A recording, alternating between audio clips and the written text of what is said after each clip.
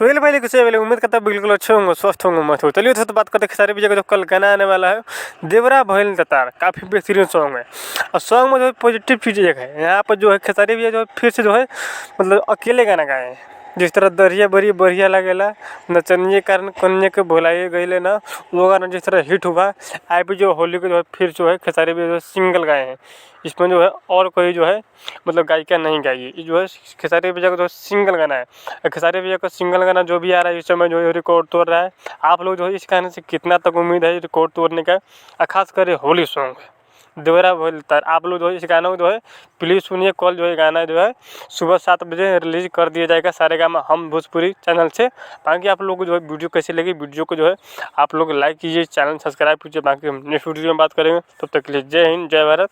आप लोग खुश रहिए, मस्त रहिए, वहाँ पे रहिए, खुश रहिए।